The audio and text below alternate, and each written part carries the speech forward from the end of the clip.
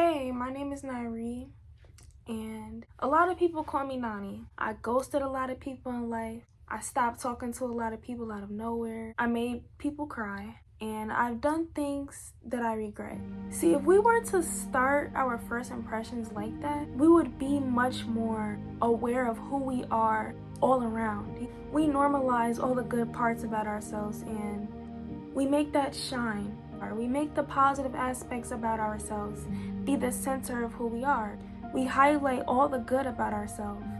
Even when it's in private, we still may highlight all the good within ourselves. It's not really normalized to talk about the bad qualities, and it's not normalized to acknowledge them, not normalized to show some type of reflection on these qualities. But I feel like that's the very thing that's keeping us held back as people.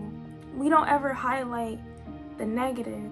The negative is what really sets a foundation for who we truly are.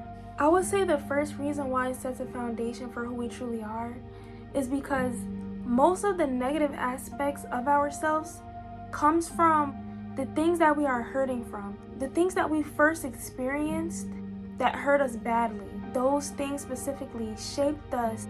Usually society paints hurt out as a negative aspect, when in reality, it's just something about ourselves that's unhealed, something about ourselves that's unrecognized or unnoticed. So, for example, when I was a kid, I used to keep so much bottled up. I used to keep so much of my emotions bottled up. And whenever I needed to cry, I didn't cry to my parents. I didn't really cry in front of everyone. The average kid would cry in front of people. The average kid will feel comfortable crying in front of people because the average kid would know that they are getting some type of validation or some type of reassurance and comfort from crying. When it came to me, I never felt like I would get validation crying in front of other people. So I always held it in within myself. Even when I did cry in front of other people, I never got a positive reaction. So I always thought that crying in front of people or showing my emotions in front of people would display the image that I'm weak or display me as being a weak individual. With that belief that I formed as a child, I formed some type of pain within that belief. I felt like I was not worthy to be reassured or comforted for my hurt or for my pain. So this wound turned into a negative aspect about myself because I started to be a rageful person and I started to be an angry person. And not only that, but I started to take my emotions out on other people because I felt like all of these things that were bottled up deep down, I couldn't release that. So all the times that I kept all my emotions to myself, all of those times just kept building on top of each other, and it eventually turned into anger.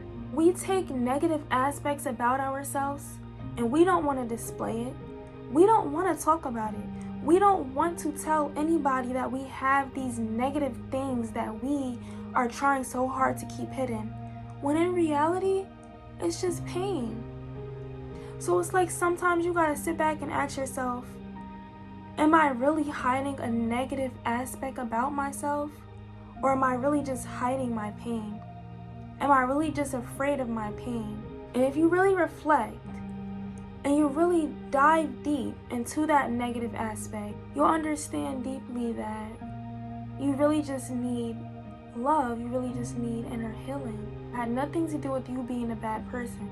So if we as people choose to take this knowledge and understand the fact that our negative aspects really just comes from hidden pain, if we understand that and instead become aware of this within ourselves and within other people, we'll be able to truly understand each other much more. And not only that, but we'll be able to truly understand who we are deep down within.